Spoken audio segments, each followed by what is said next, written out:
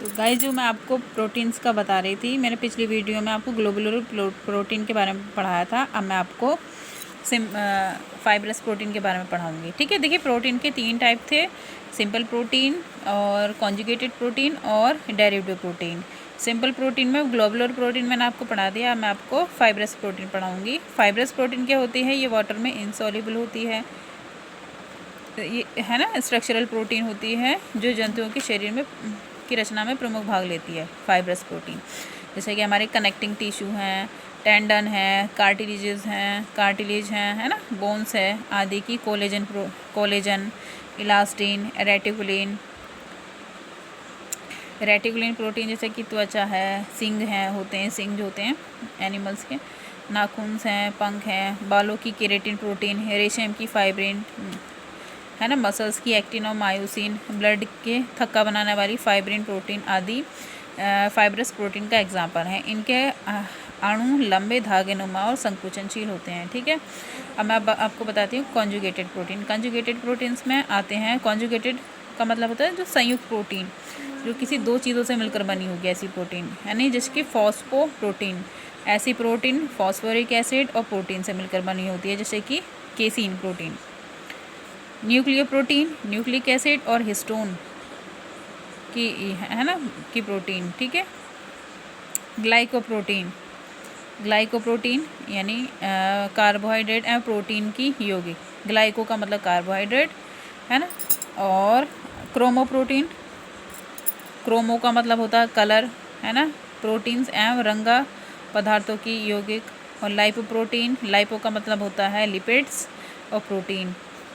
Lipoprotein का हम example ले सकते हैं लाइपोवाइटेलिन और है ना, लाइपोप्रोटीन्स।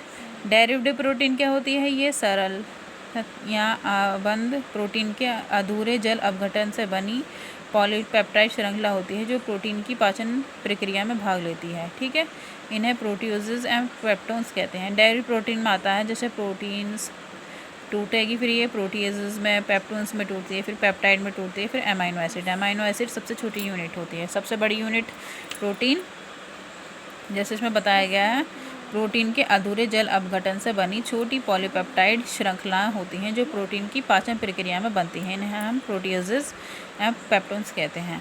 अब देखिए प्रोटीन्स का मैं आपको महत्व बताऊंगी।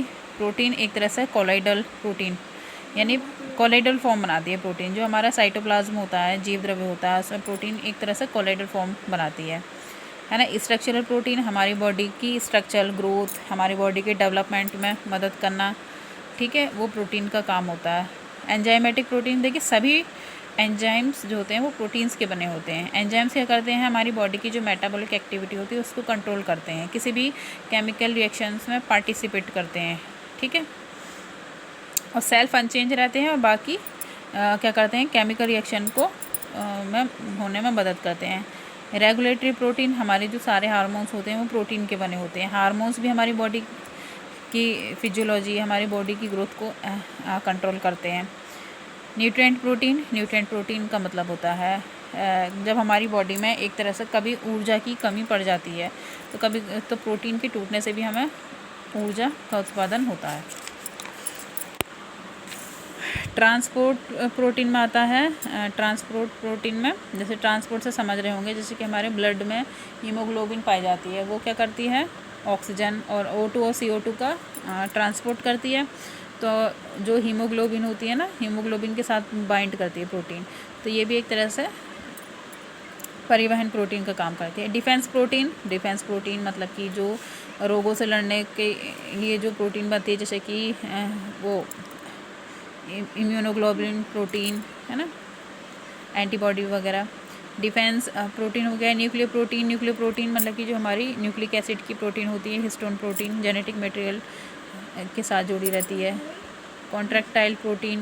कॉन्ट्रैक्टाइल का मतलब समझ रहे होंगे, जैसे पेशियों की एक्टिन एवं मायोसिन प्रोटीन होती है जो पेशियों को सिकोड़कर शरीर एवं अन्य अंगों को गति प्रदान करती है। फाइब्रोनिजन एंड थ्रोम्बिन प्रोटीन, ये ब्लड के कोagulation में मदद करती है। एसिड बेस को बैलेंस करने में भी प्रोटीन मदद करती है। आई होप आपको प्रोटीन का लेक्चर समझ में आया होगा।